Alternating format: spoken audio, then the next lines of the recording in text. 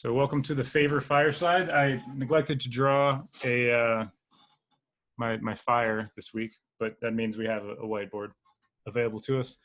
Got a couple new faces. Well, Linda and Maria, you guys haven't been to this talk before, right? You guys weren't in before, yeah.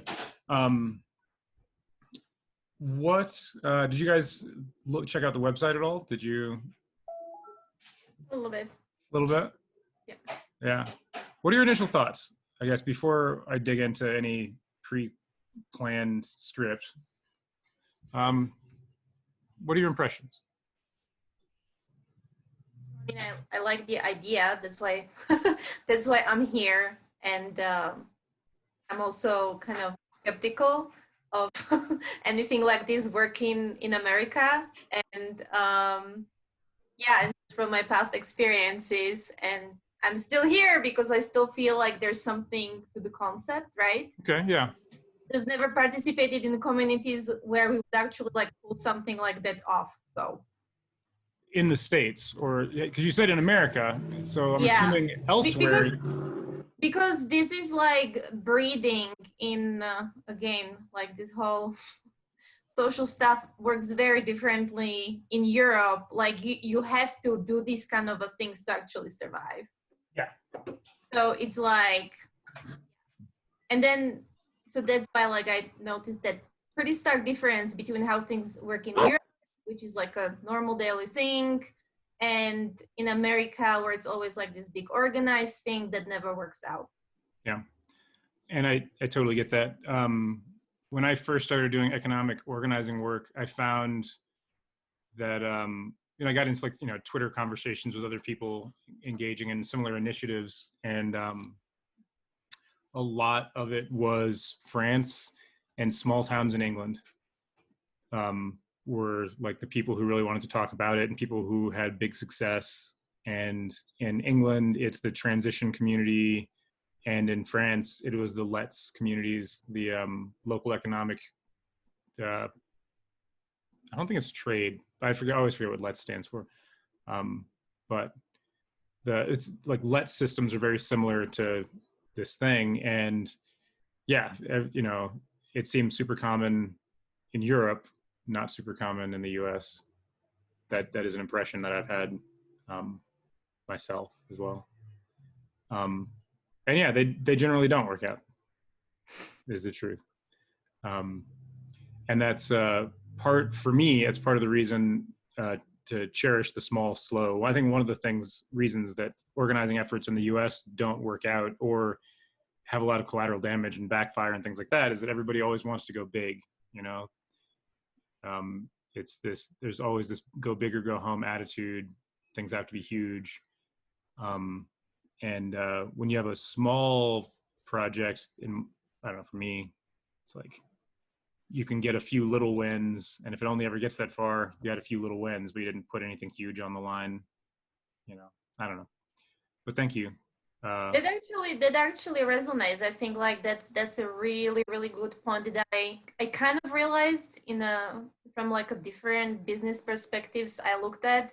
It's like, yeah, like in America, everything needs to go big. If it's not gonna go big, like let's not even bother. Yeah. It's stupid. Yeah. Cool. Maria, what was your initial impression, thought? No, I haven't looked at it. I came because Drew and I just started a little bit of consulting, and part of it is paying him on with favor.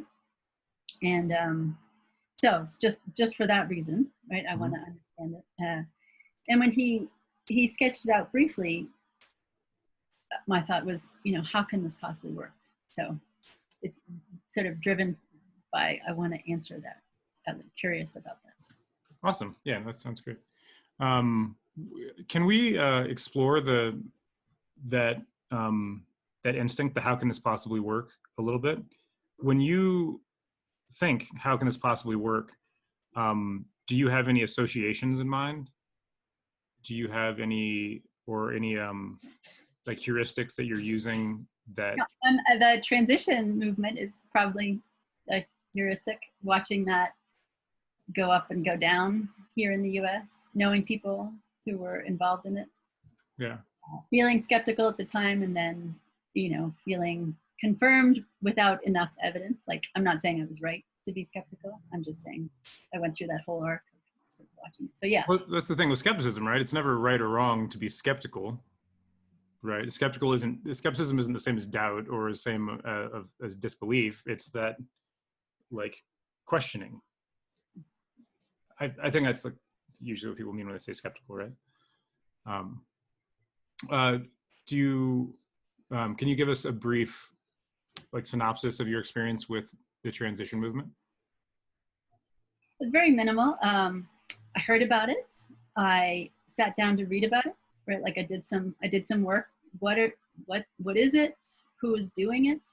Yeah, and where were you? Oh man, this was like, I don't know, 8 years ago, and I was just here in Denver. Okay. And so I read about it at that time. I don't know if 8 years is the right. I don't know if it was. That's fine. Yeah, but at that time it was like something that had, worked in the UK or had grown in the UK, and it was, people were trying to get it rolling here in the US. And then a friend of ours got involved in leading the transition movement here in Denver, in Colorado. And maybe one of the first times I saw Adam speak also is that he spoke at an event for them. Mm-hmm. So that's about all. That was a time where I could have like gotten more involved, and I didn't. Yeah. Gotcha. Does anybody else have any experience with transition initiatives or other economic initiatives?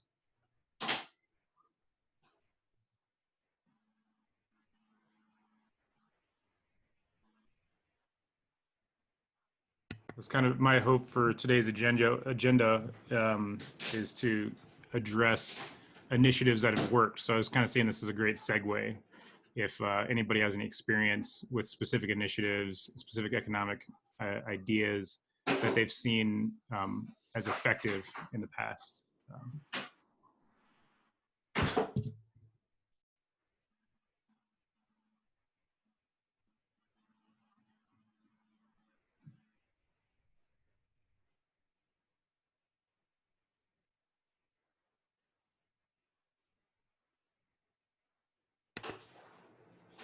No thoughts? Crickets? One second, guys. 1 second.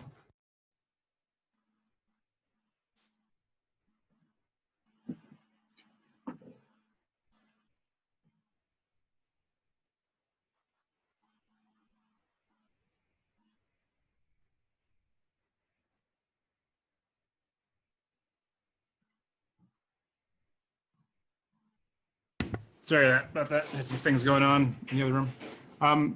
How is the sound? I directed my mic toward me, but there's some light construction going on, like, over there. Can you guys hear a lot of that, or no? Sweet. Right. I'm not noticing it. Yeah, I got you. So the transition initiatives that were happening in Denver about 8 years ago, what I remember is the 900 Arts building. You guys familiar with that? I might be saying it wrong, but it's the place at 9th and Santa Fe.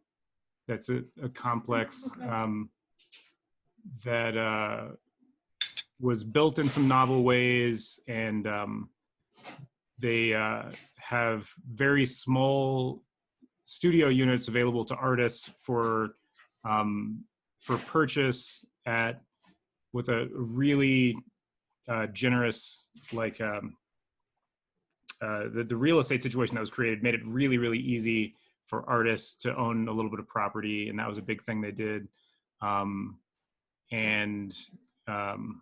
don't remember all the other details, but that's what I remember of, like, Transition Colorado's work at that time that's still functioning. Does anybody else? Cal, it looks like you had some nods. Do you remember that happening?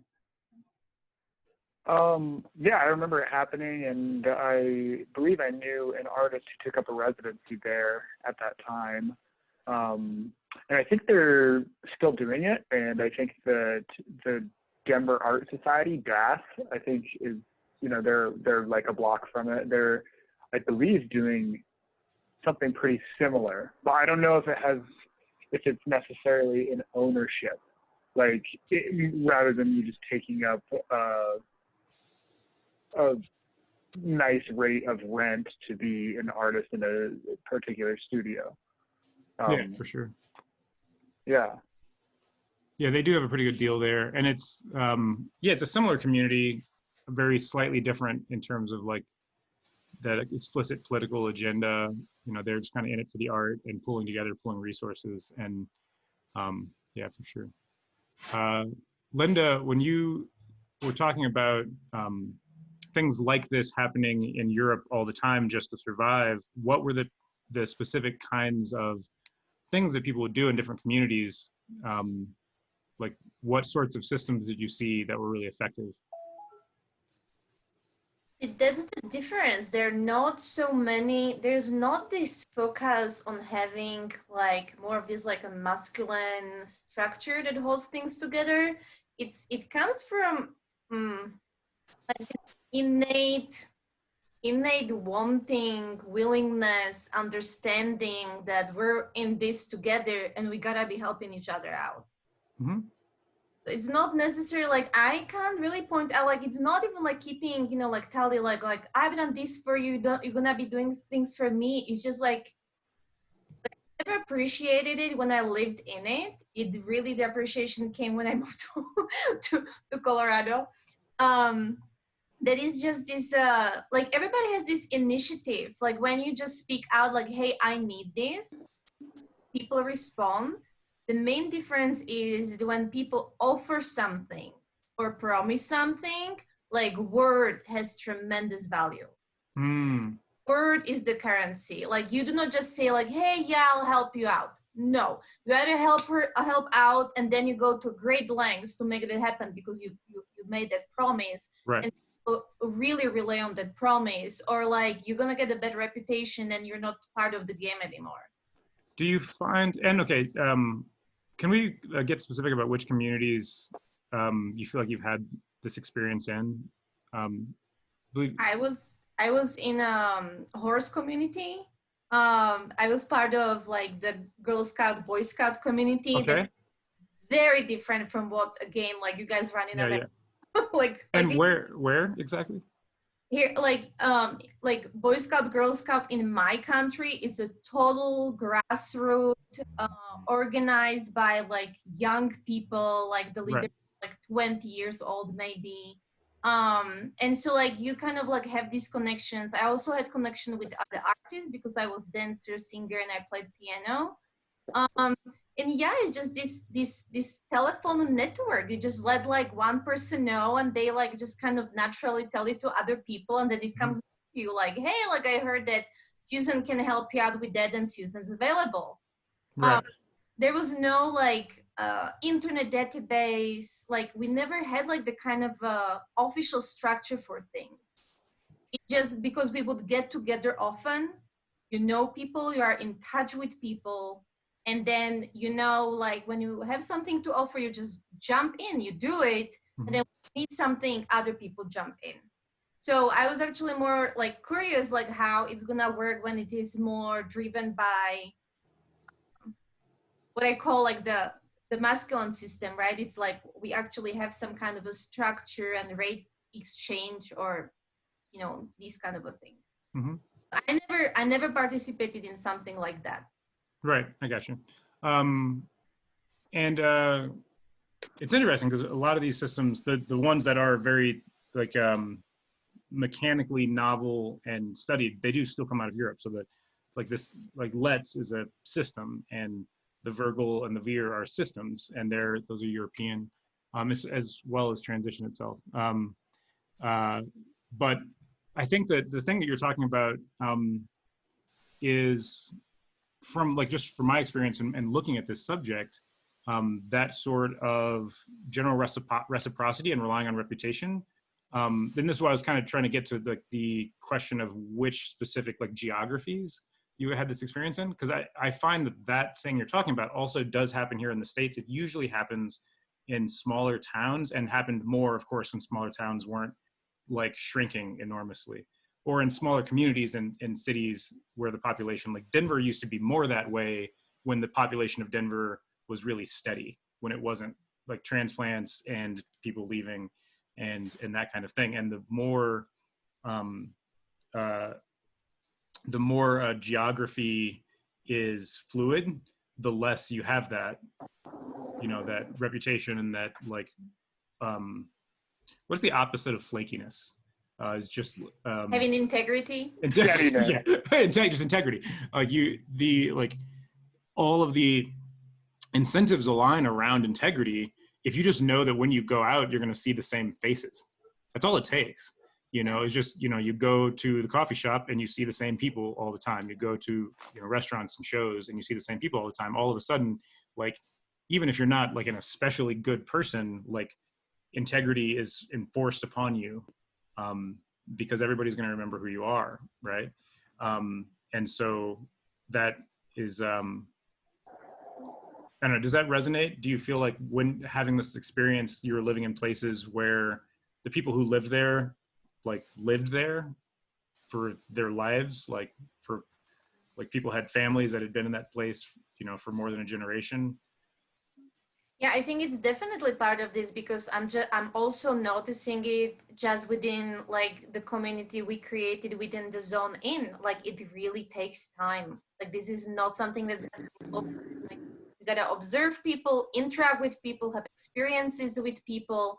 And yeah, like in Europe is this kind of like, if you messed up, you cannot just like move away from your mess. Mm-hmm. You cannot just like throw it behind you. Like that's not how things work. Like you have to live with it. So this is a really excellent point of writing those down, because yeah, like you have to be mindful how you treat people and how you show up in the community, because that's your currency. That's your currency. Absolutely. Jamie? Yeah, sorry if this is a little too regressive, but can you just like give a quick definition of what you mean by transition movement in economics? I would love to. Yeah, thank you. So I'm going to see if I can look it up really quickly. But so the transition movement, or I won't look it up. Maybe I'll throw it in the chat later. I made a video on transition, like probably actually in 2012 or something. But transition is this notion that the dominant ways of thinking about social change,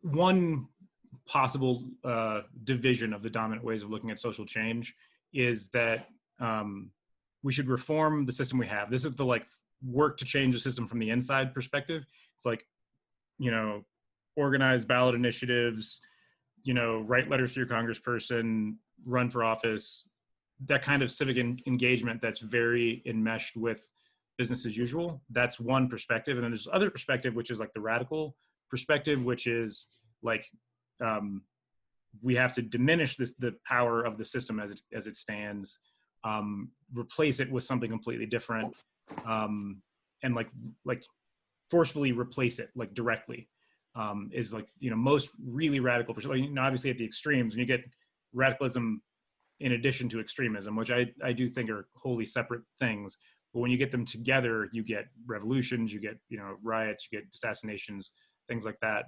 So you have these kind of two different modalities and this continuum for how people try to change things.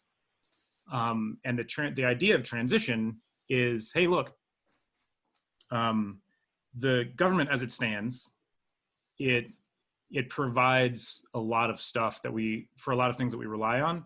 And what's most likely true is that a lot of the people who are involved in it, flawed as they might be, are trying to do what they believe is good for people, according to their values, their understanding, or their capacity to do work. And that system has limits, but it should be appreciated basically for what it can do. And other systems should be built to catch people as they fall through the failures of the dominant system, right? So if we look at a lot of the like really like compassionate mutual aid work that's being done, it's like building catchment systems. Like, you know, the government's not going to account for everything, and we're going to catch things as they fall apart. Or like, you know, capitalism is leading to the decline and collapse of different ecosystems and whole communities. And when those whole communities fall, let's build catchment systems to catch and absorb those people and those structures, right?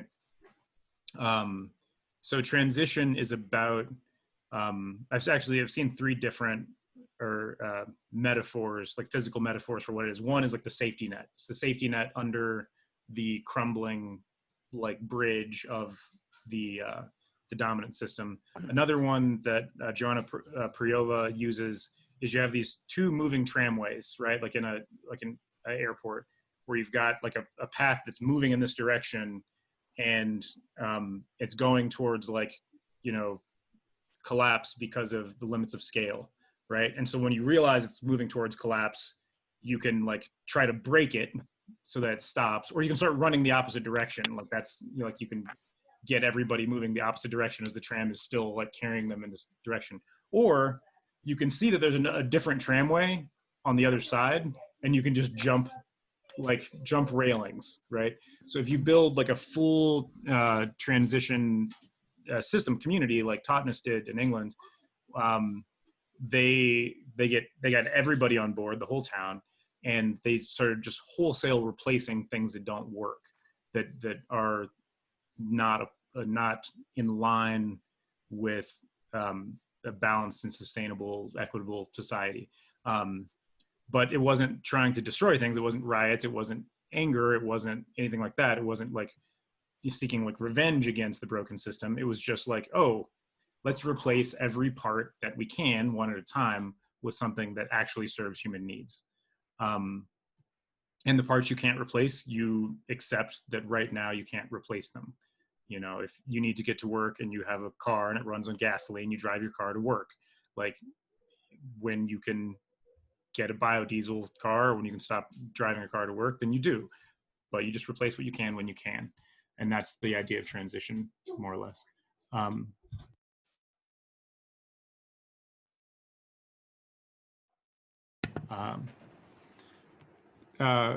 You guys, Cal, Maria, would you add anything to that mentioned being like having connection to the transition movement?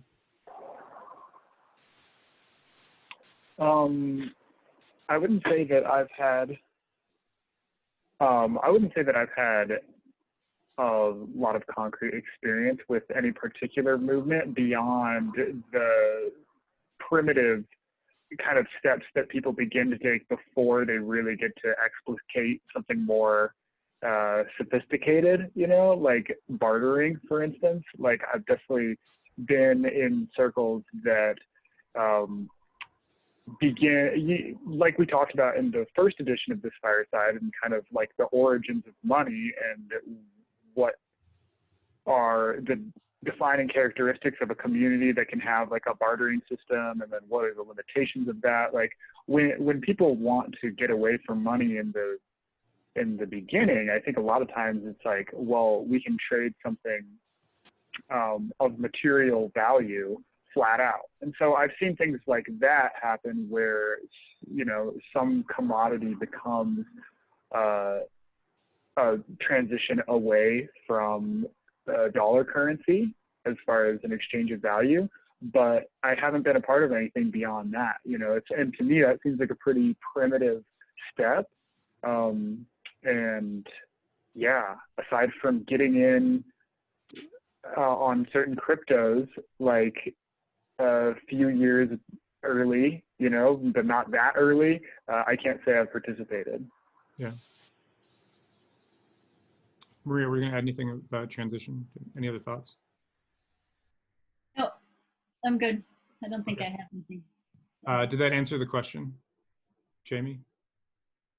Yeah, I'm pretty satisfied. Cool. And yeah, transition. That video link too that you mentioned earlier, that'd be awesome. Cool. Yeah, I think I can find that probably pretty easily. So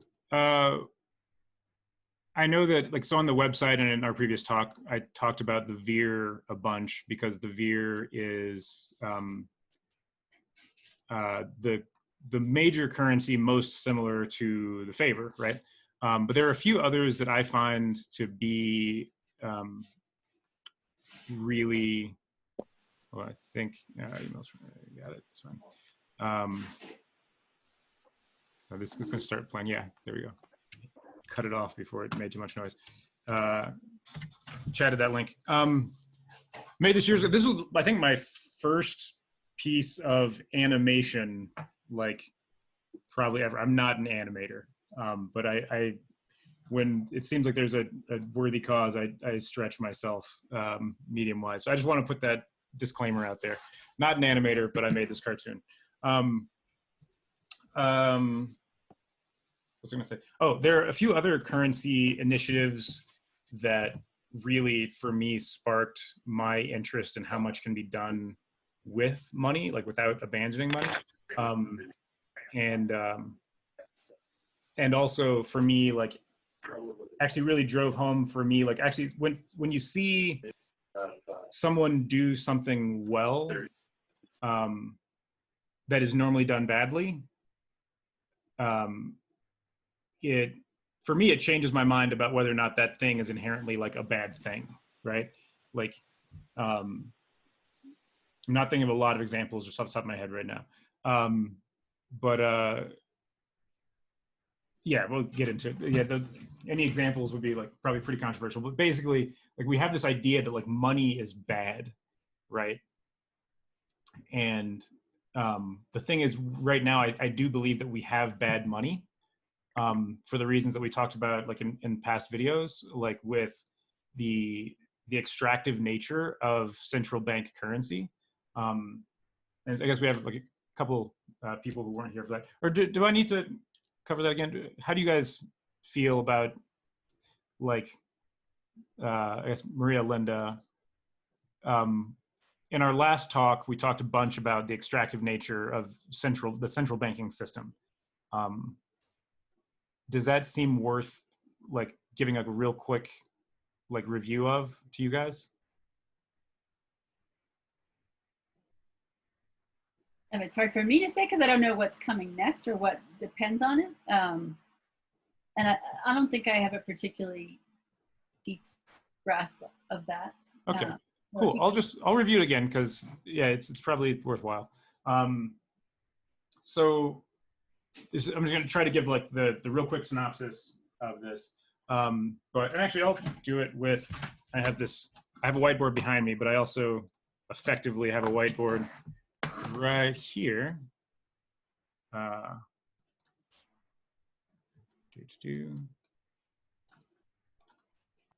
Share screen. Boop, boop. And this, I think, is a little bit clearer.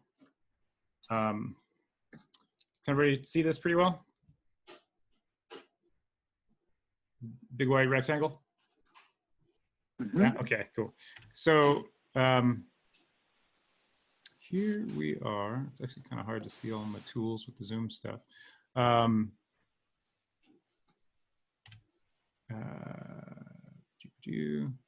Yeah, let's stick with blue.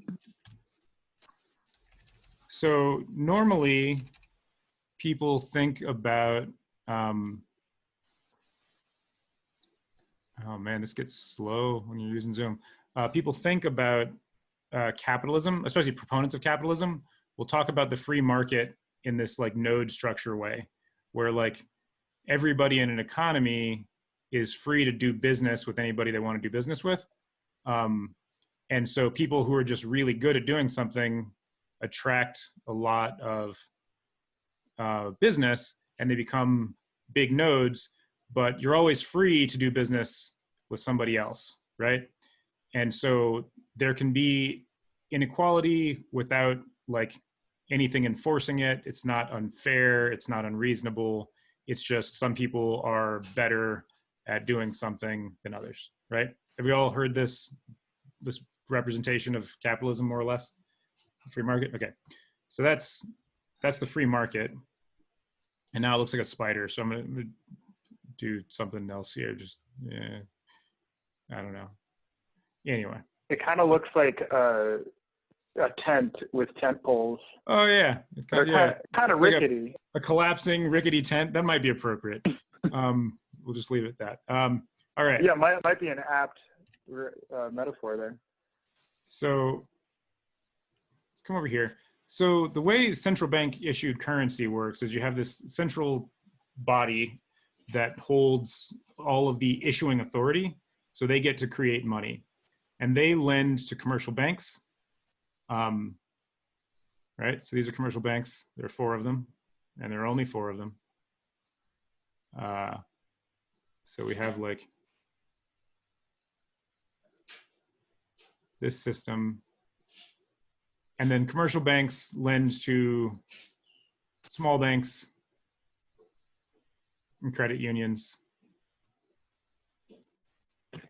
And all of these loans are at interest, right? Because that's how loans work. And then those small banks lend, they pay out student loans, they give mortgages, and so this is when we finally get to the human scale, right? We've got people out here, and these people are, of course, doing business with each other, right?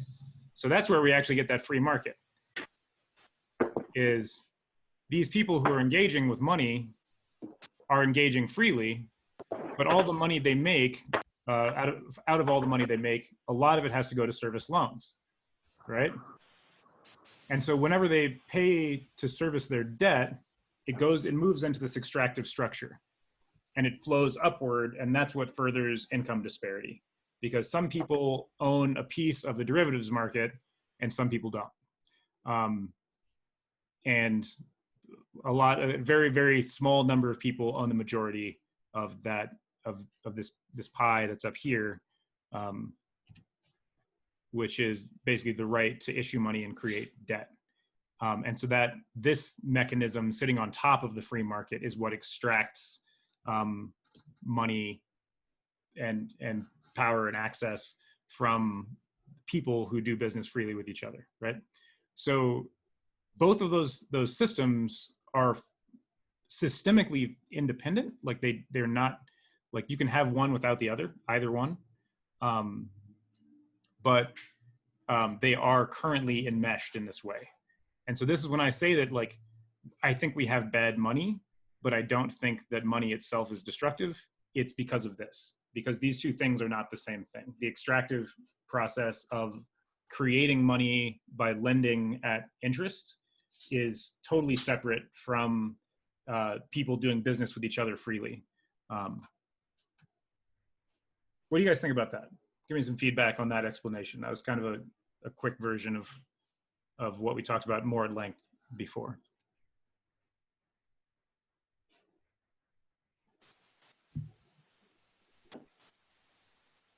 I like that you are framing it as less of a dichotomy and have a more nuanced stance on the possibilities there. One question that comes up for me as I'm watching it play out in this description is, so one of the primary faults that I see with the one that you had on the left, the kind of version of a free market, like that's what capitalism is, and this is an emergent phenomenon, and no one had to name it for it to exist. It just kind of does exist. What I see is that it incentivizes bad behavior. And what I mean is like the cutting corners and the exploitation and things like that can exist on a small scale, and on a community level, I feel like capitalism and a free market like that can exist harmoniously. But the more that it grows, the more that those bad exploitive characteristics are kind of going to grow with it.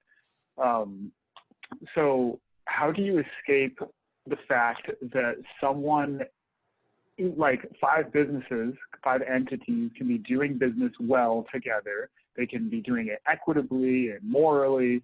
And then another one can enter that game and cut a corner and basically do it by exploiting something, whether it's ecological or it's human labor or whatever it is.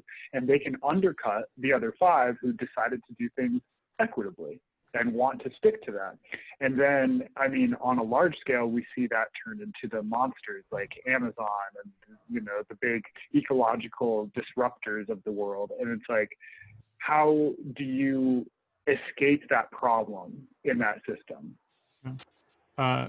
So I would offer that it's possible that there is nothing within the network side of that model that actually incentivizes the bad behavior. That it's actually through the extractive system that all of those incentives enter into the model. Basically, because one, the people who have the privilege to issue money, to control monetary issuance, they are collecting they're collecting everything that's extracted, right? And they create the degree to which there's pressure to repay loans, right? So whatever pressures exist in society on money come from the extractive model, like the fact that people have to pay on their mortgage or they lose their housing, or they have to pay their rent to pay somebody else's mortgage or they lose their housing. Like, no matter how many degrees of separation you are from it, like, those consequences come from the extraction, and it's the extractive element that that creates the incentive to cut corners. Otherwise, if all you have is the network system, the person who cuts corners gets found out. You know, even Jeff Bezos got caught selling counterfeit textbooks. He's got all the money you could want, and he still gets caught stealing from his vendors. He gets caught doing all, gets caught red-handed. And if the structure didn't exist to incentivize scale, and the big bank takes little bank system,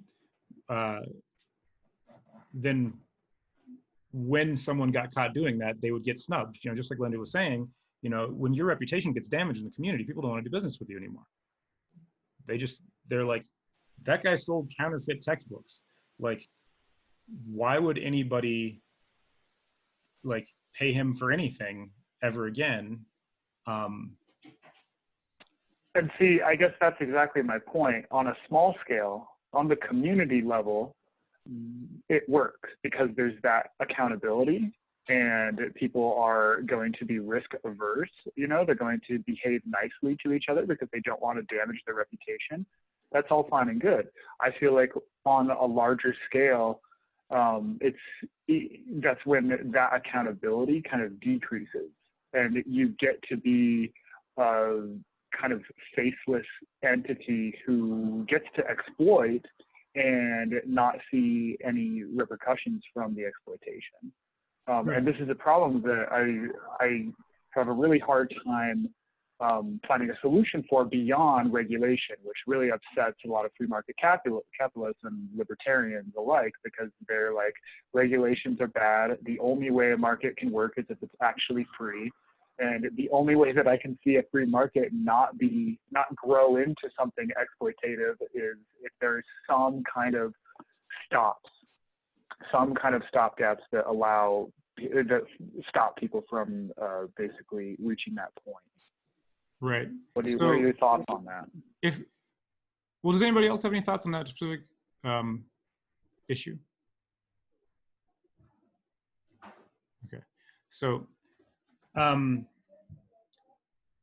if the thing that allows people to scale is the extractive process, then replacing the extractive financial, like monetary issuance process, is a solution to the rampant growth. Like, the amount of out of control growth we've seen since the limit of base money went away in 1971. Like, in 1971, only so much money could be created. And before that.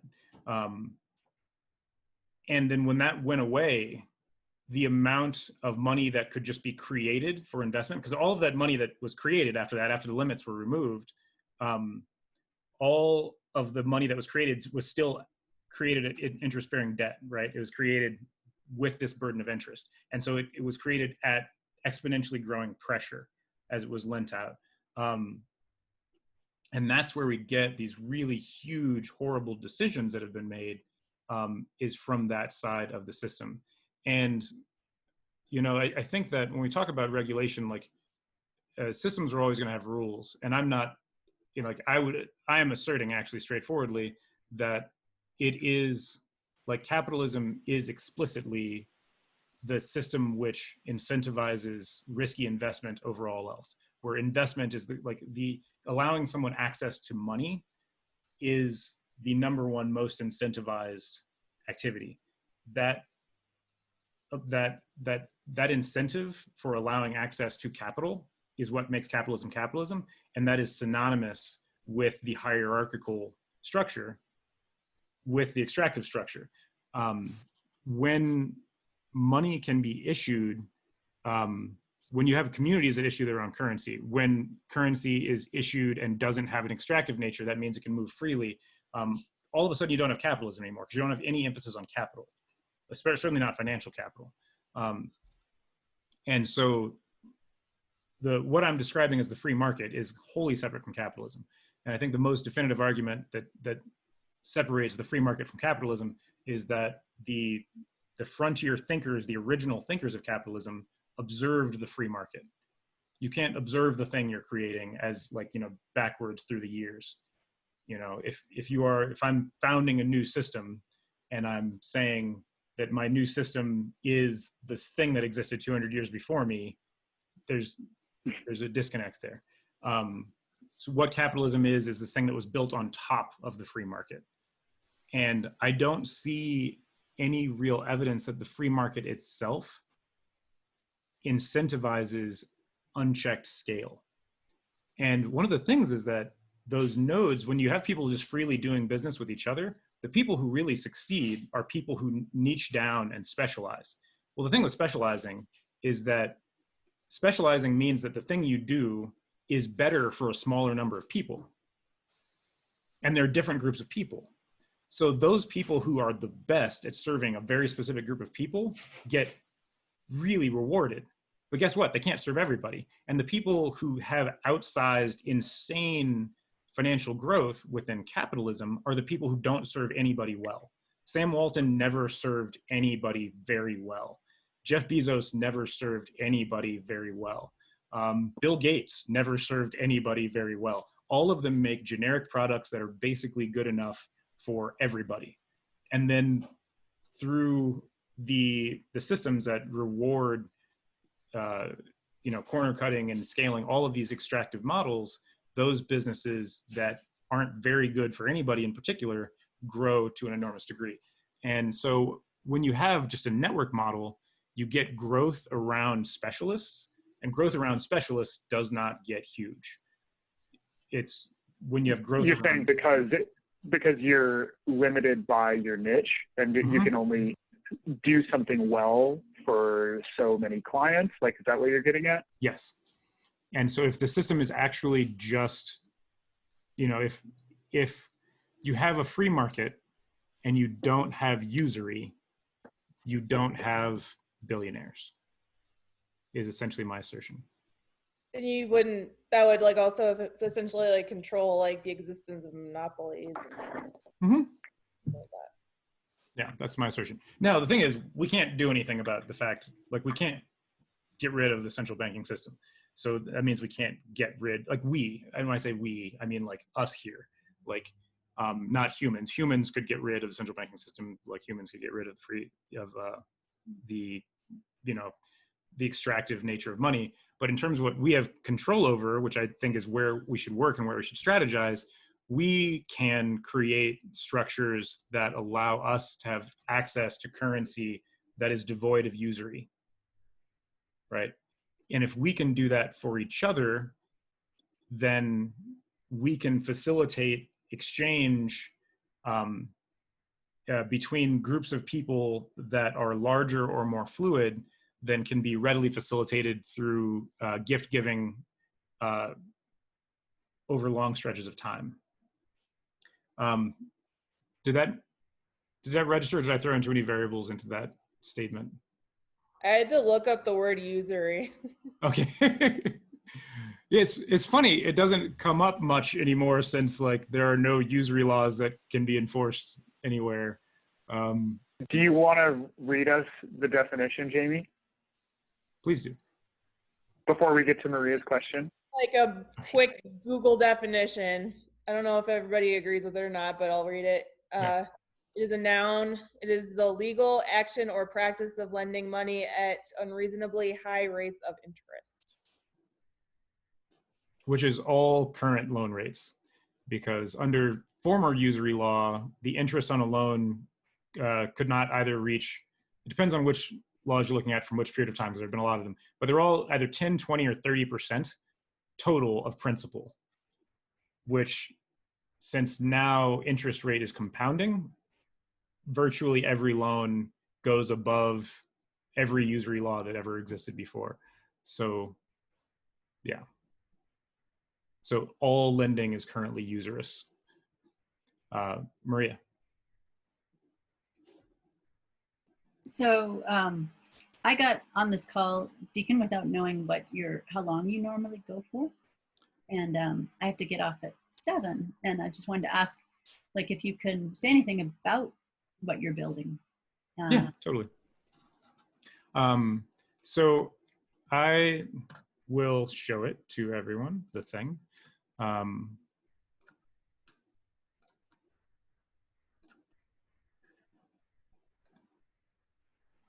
So this is actually that video that I was talking about, and this is the ledger.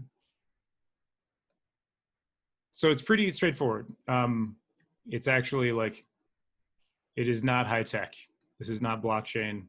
It is a spreadsheet, and everybody who's in the spreadsheet has 1,000 favor line of credit, right? And so that means that you can totally go negative, because money has to be able to move, and you can go positive. You can go positive as high as people pay you, but you can only go negative to 1,000 favors. And on every transaction, the favor collects 1% or 1 favor, whichever is lower, or whichever is higher. Yeah. Any transaction under 100 favors, the favor collects 1 favor from each party. Above that, it's 1% on the transaction. And so this is it. This is just the ledger of transactions that have been done in favor to date. There's a little discussion. Can you speak to why there is a credit added for every transaction? Is that to encourage flow? The service fee? Oh, so it's a fee. So the user pays a fee for every transaction. Yeah. Okay. So I thought it was the other way around. Oh, yeah, sorry. Both sides pay 1% to the network, and that's so that the network can do stuff. So the network has only collected 28 favors for 1,174 favors in transactions. And then, at some point the favor will pay somebody to, in the short run, it'll be like maybe a few little things, edit some videos and get them posted, or write an article on a specific thing or something like that, something that furthers the network. Or then once the favor is coming towards the end of phase 1, it'll pay a backend developer to build this out in a more robust database, so that it's a little bit more secure and user friendly. So yeah, and that'll all be paid for hypothetically in favor. So the network itself can go positive and negative to pay people inside of the network to do things for the network. So I have another question. How do you determine the value of a single transaction, or how does that typically get determined? You just price it the same as you would in dollars. So everybody in the network provides some service or good to other people already. And so, we've got a bunch of independent contractors and business owners who just pay for things as they normally would and buy things as they normally would, just in this currency. Yeah.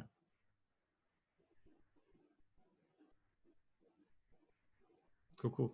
Linda's got kind of a smirky, I've still got skepticism face. What are you seeing? What are you thinking?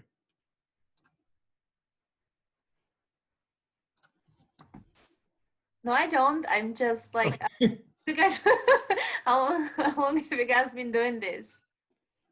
The first transaction was April 7th. Okay. Yeah.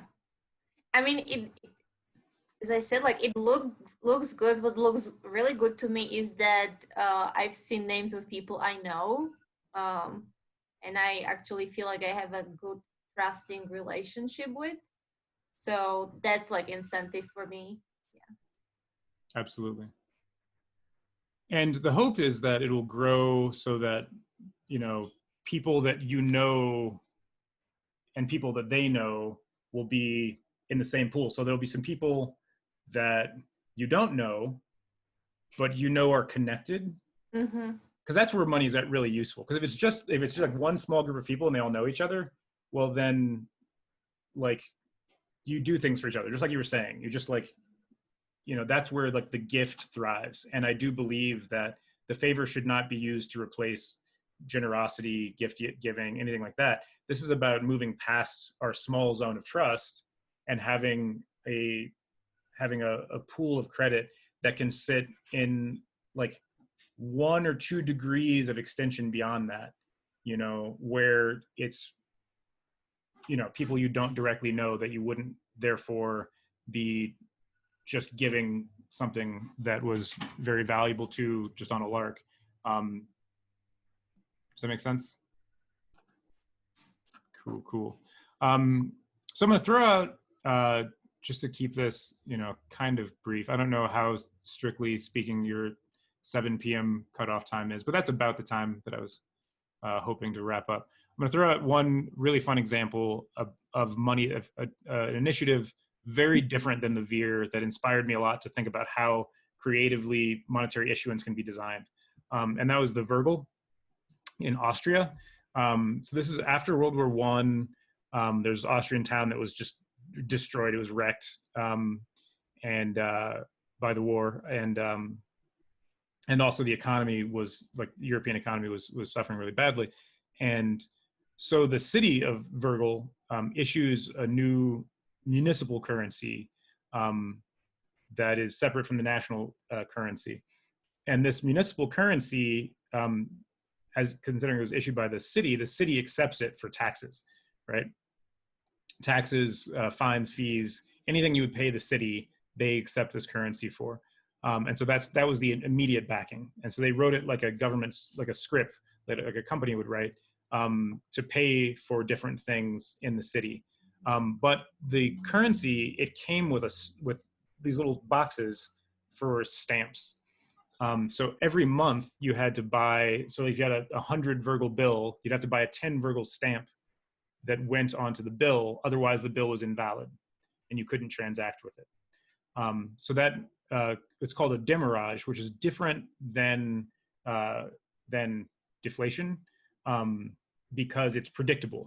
You know exactly when it's going to happen. So you know that in 10 months, you have a 100 Virgil bill and you save it for 10 months, it will be worthless, right? Because even if you go out and buy all the stamps, you have to spend 100 Virgil to buy the stamps to keep it active and valuable. So the incentive that was created through this issuance mechanic was that everybody wanted to spend their money as quickly as possible. Because if you got money and you could spend it before the end of the month, then you didn't have to pay the demurrage, right? And what this also incentivized was for people to spend on any kind of investment.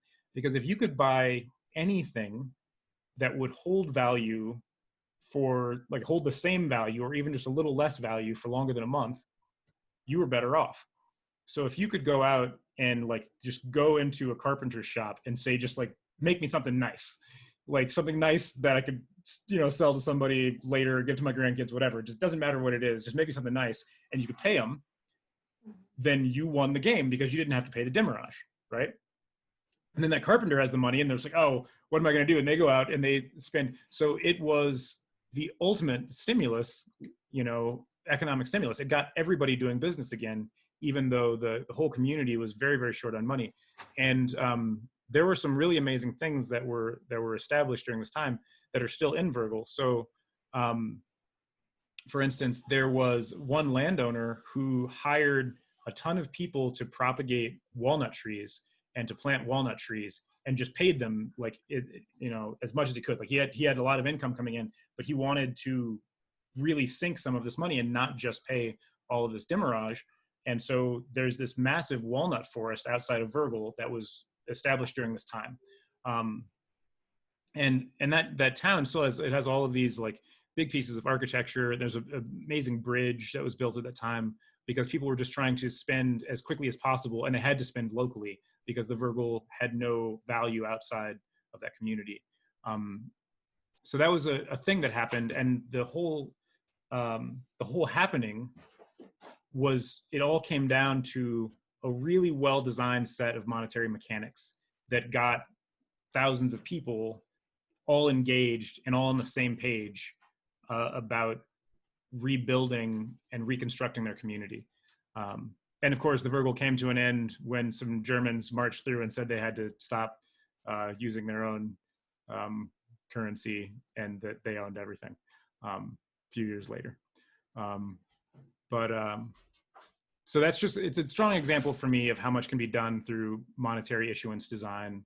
And the mechanics don't have to be complicated. Very simple, incredibly elegant monetary mechanics go a long way to solving problems, especially for local communities, for groups that are larger than a circle of trust, but smaller than, hundreds of thousands or millions of people. I have a question. Yes. So, because how would it work though if, for example, I want to produce surveys, let's say I know how to sew, right? But I don't have the material, or I don't have the money for material. What to do in those situations when you actually you have the time and energy, but saying bye to Maria. Okay, Maria took off. Start up with, yeah. So one, you can do mixed currency exchange. So you can say, I'll do this deal half in dollars, half in Virgil, right? Or not Virgil, favors, right? So you could do a half favor, half dollar deal. You could do a trade in multiple currencies. You could say, I'll take, 0.3 Bitcoin and 20 favor and $50.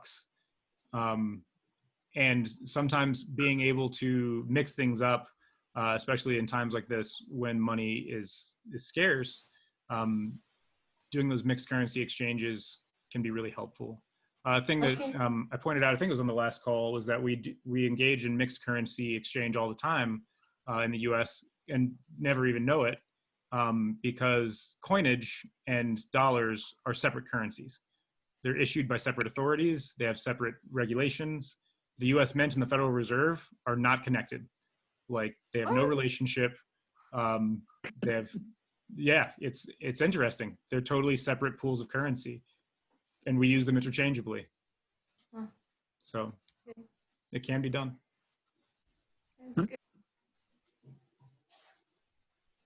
Cool.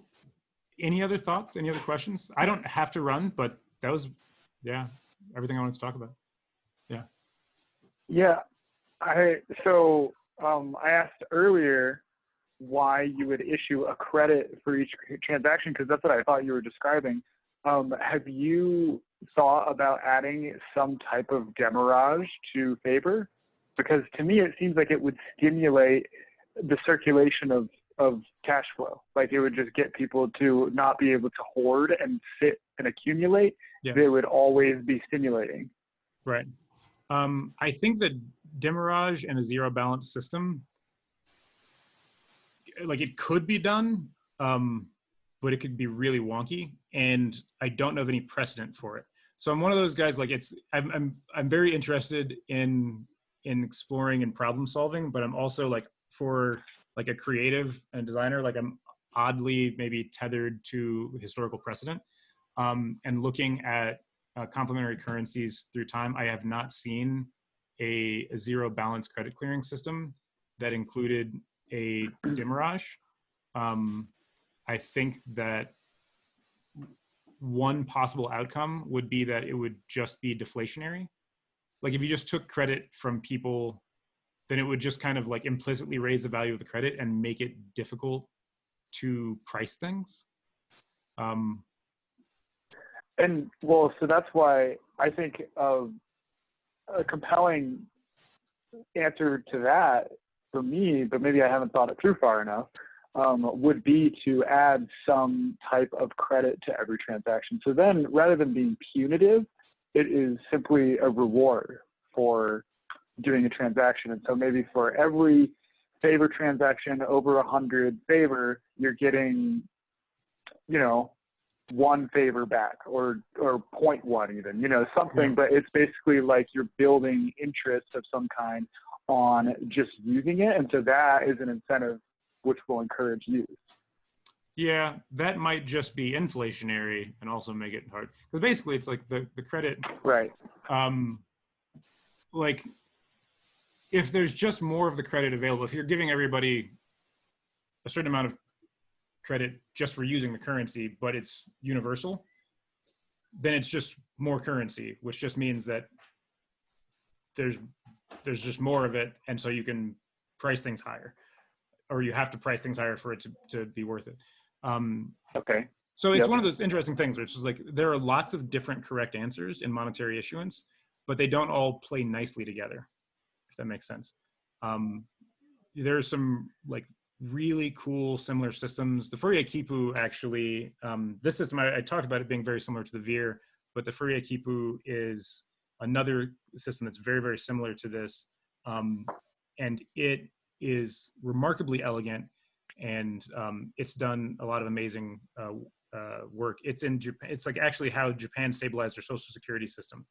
They implemented a system like this, and basically you can work for any elderly or disabled person, anybody that's in the system, and the system gives you credit for your work. And you can spend that credit on services yourself when you're old. You can bank it for retirement, or you can give it to an elder, like a family member or something like that, or just an elder you care about in the community, and they can spend it for services, right? And you know, an incredibly simple system, no interest, no like, you know, no bonus credits. And it like when in the 90s, Japan had a really big crash, like around the same time as like the dot-com bubble in the US, but like harder, like really hard. And the social security system there was like really majorly hit. It got hit harder. You know, people's retirement funds had been heavily invested in a lot of things that crashed, and it was crushing to them. And this kind of a system, it salvaged it. It was enough to stabilize their social security system and patch in that gap, and without any sort of specialized add-ons. That makes sense. So do you have like something more though than like a spreadsheet in your database? Like people like oh, like this is what I offer, or this is what I need. Oh yes, sorry. Yes, I do. I'll jump back in and show it real quick. So if you look at anybody's name, I'll just click on mine. And you just click on the name. It shows all that stuff. Got it. Okay. And I just realized I really need to add. Everybody else has their contact information, but I just didn't add mine. Are you like being serious when you say toilet paper, or is that just like a joke? It was kind of a joke. Actually, I'm really solid on toilet paper right now. I think when I actually put that in, I was most likely still joking, but it was like quasi joke. Yeah, it was there was a minute there. Yeah. You know, I'm also asking this because we basically started something like this within the zone in, like when we had like the whole page on Slack for intentions, and everybody wrote down like, oh, this is what I need, right? And this is what I have to offer. And I was kind of monitoring to like see like how many exchanges have actually happened. Mm-hmm. And it seemed very alive, like about like the weekend and maybe like a few days after, and then like I have not noticed like much activity going on. So that would be like a question, like how do you guys keep this going? So one thing is just directly brokering deals, right? So I actually just today brokered another deal for 500 favor. I need to spend like I need to get Anders some cooking gigs because Anders is in here and he's got some more favor he's going to be spending pretty soon. So if anybody wants food from an excellent chef, Anders is actually an instructor chef for those who, I guess there's just one person who doesn't know him. And that's what he's offering in the network is chef services.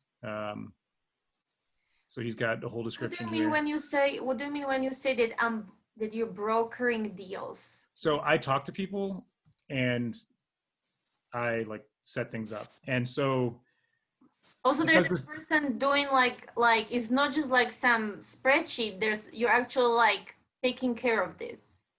Yeah, like I like talked to Drew and Caroline about doing the stuff down here, and they ended up like making exchange back and forth. They didn't even need to do this, so it ended up being kind of silly.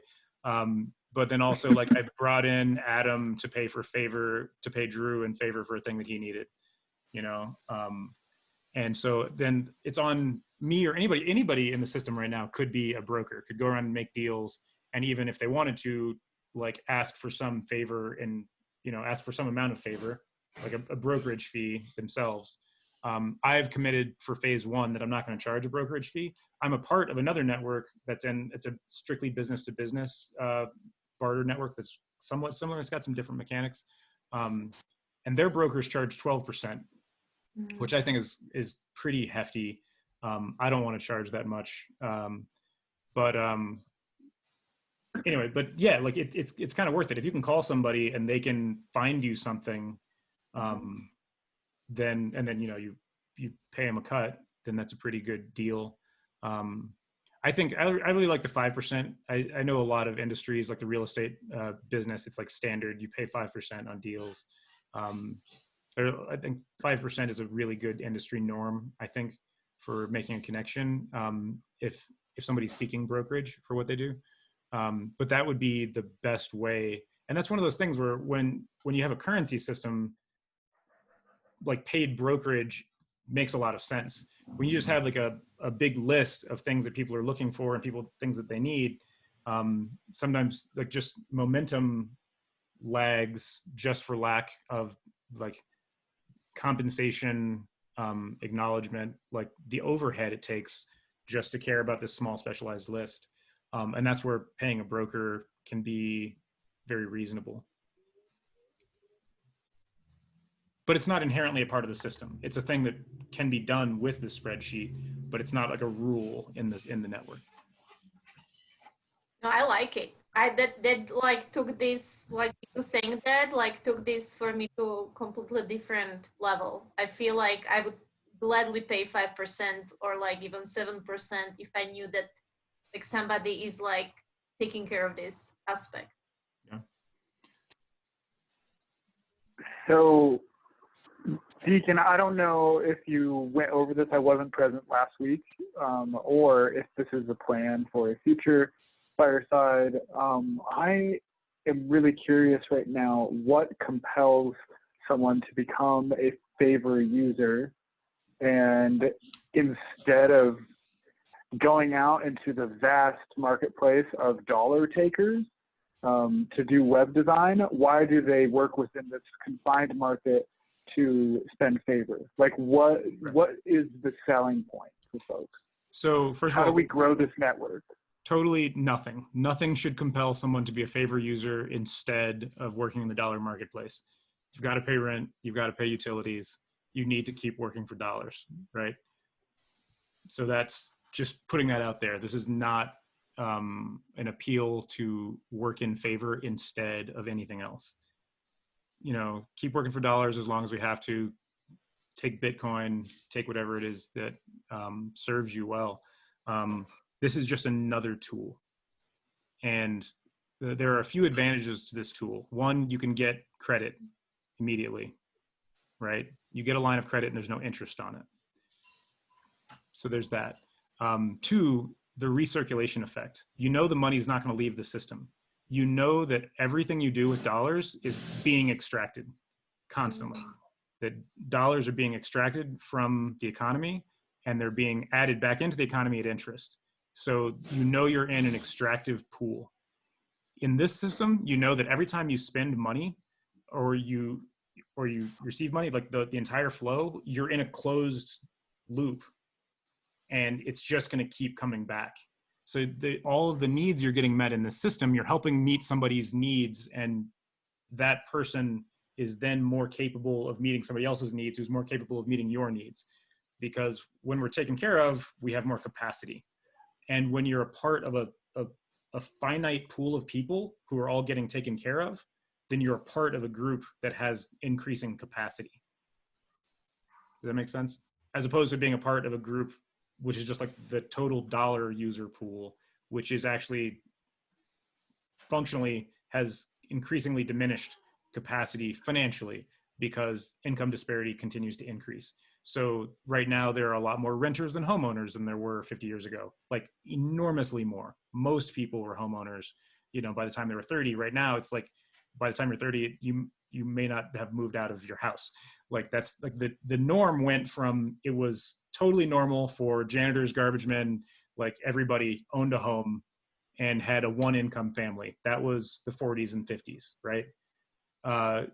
Most of the 60s were that way. Into the 70s, like renting started becoming a little bit more normal, but most people still own their homes, but not necessarily most, like dock workers and landscapers. In the 80s, like you're a janitor, a dock worker, like you don't own a house and you have a 2-income family. You know, 90s, like you quasi own your house and you're hoping not to lose it, even if you have a white collar job. Right now, millions of people in this country have white collar jobs into their 30s and live in their parents' basement. Like that's what the US dollar is doing to us because it's extractive. So being just a part of this pool, potentially, if it gets some gusto, if it gets some buy-in, it's one tool that can help people to combat that extractive effect on their lives and in their community.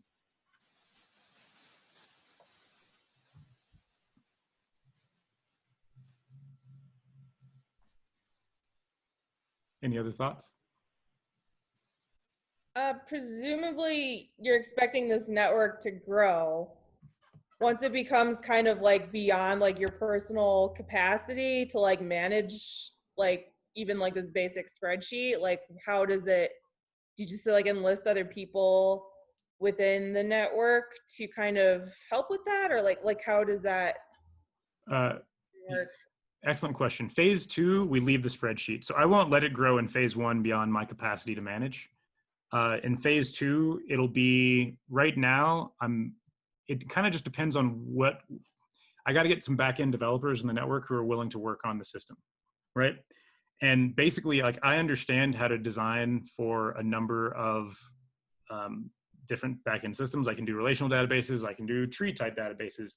I've designed a program for a hyperpath database. So fortunately, I can write a software specification for a front end and a back end that I can hand to a development team and get this written in a way that it doesn't take hands-on management, right? So then nobody's managing the spreadsheet. It's being managed by robots in the ether. And so that takes care of that. I don't know, was that the whole question or? Pretty much. Okay, cool. Yeah, we hire people to build robots. The robots do the banking, which is how banking ought to work. Yeah, and then people supervise the robots, you know.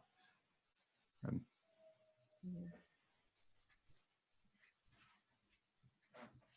Cool. One more question. What does happen when somebody does not keep their end of a deal? Yeah, no, that's a fantastic question, and it's on the list of. So when the system moves into phase 2, that is the phase of consensus of all members. That's when the big decisions have to get made. And basically, I designed this system to not I designed the plan for the favor to remove me from authority just before making all of the heavy decisions. So there's so everybody has to have buy-in at that phase. And I don't expect that phase 3 will be a consensus of all members phase, but it's up to phase 2, whether or not that's the case. And there are some technologies that are available that could make that possible. But one of the decisions that has to be made by members in phase 2 is what happens when somebody dies. Like, we're in the middle of a pandemic. Like, if we succeed at this, we're going to have a couple hundred members maybe in this network. And like, statistically speaking, like 1 or 2 of them are probably going to die. Could be me, could be anybody, like, and we have to acknowledge that that person's going to leave an account with a positive or negative balance, most likely. And we have to have a decision about that. And then there are many circumstances, lower, like, of a lower degree of severity than that, where somebody might just say, like, I feel burned by the system. I want out. Or somebody signs on as a potter and their kiln explodes, and they're just like, I can't do it anymore. Like, I was a potter. I'm going to go back to my corporate job, so I won't have any goods or services to offer. I need out. Like, that could happen. And the network itself has to decide how it's going to deal with that. Right now, the credit limit for anybody in the network is 1,000 favor. I think we could absorb a 1,000 favor hit. It'd be interesting to even see, like, what if we like split between all the members? If somebody hits like serious distress, we just split, their debts between all the members. I don't know what the answer is there. But I'm really interested in seeing how the community finds a good answer to that question. Thank you. Yeah, great answer to that. I have another question. How have you defined when you move on from phase 1 to phase 2? There is a set of questions. So there's like I'll actually show it. I forgot that I was even still screen sharing, but it's convenient at this point. So not in no, got a bunch of docs up here. Sorry. There we go.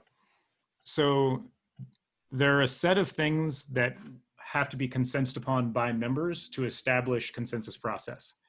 Mostly how the consensus process works. Like, what makes a quorum? Like, does every member have to directly weigh in, or can there be like passive stand-asides? Like, people that just don't show up for meetings, don't check the system for decisions, and so they are stand-aside, just by default. How that works has to get decided by how consensus works. Essentially, has to be decided by the people who will be conducting that consensus, and then how members will be invited in. And so included in that is like, it could be that phase 2 is consensus of all members at the beginning of phase 2, right? Or it could be consensus of all members who joined throughout phase 2.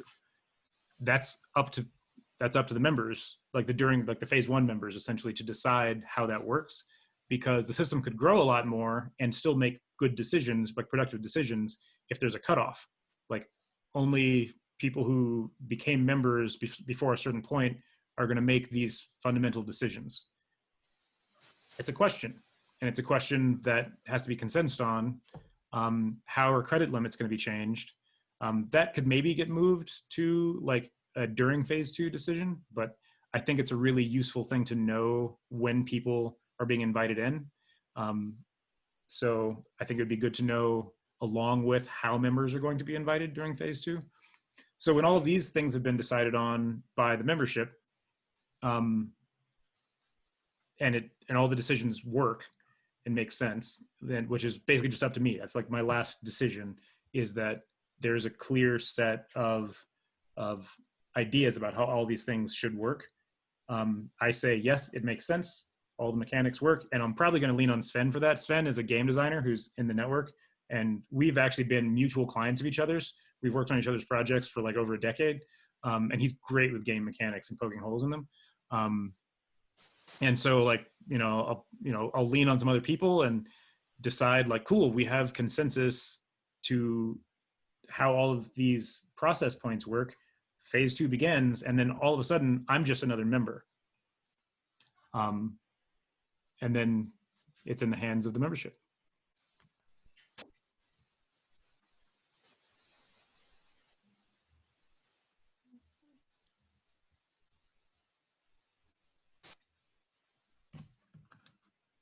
Cool. Looks good. Well, thank you guys for John about economics into the evening. That's definitely all I had. I think that those last few questions I think were really great, and I've only been able to dedicate so much time to making content, which I need to stop feeling so guilty about. But I'm hoping to make like little like 5-minute or however long they are clips of those questions and answers to get like on the site to help build this thing up.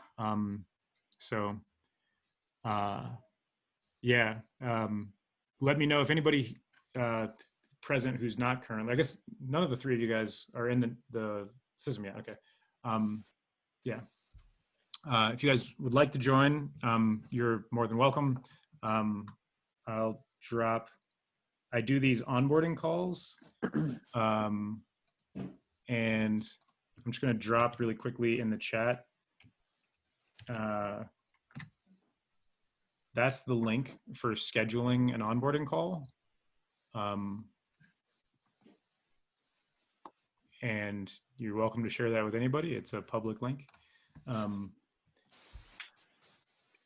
And yeah, that's all I got. Any closing thoughts? I don't have any plans to join as a member just yet, but I hope it's okay if I can keep jumping on these calls and just kind of keep observing and learning and talking about it. Please do. Thank you so much for doing it, because I have tried in the past just talking to myself. Like it took me all that video that I put in the link. It took me a whole night. It was like 10 hours of trying to record that crappy take. And I didn't have this wonderful, like I've got a nice Blue Yeti now that it softens the voice. But you hear like tons of pops and like horrible audio crap. Anyway, but I cannot talk to a vacuum. Some people do it. I am like so impressed with every YouTuber now who just sits down and talks to a blank screen. I don't know how they do it. So I would not be able to make any like informational content for this project if people didn't show up and talk about these things. I mean, you guys probably even noticed at the beginning of this talk, it's like, I mean, I can talk about all this stuff, but I have a really hard time getting going. I need the back and forth. I need people to help me.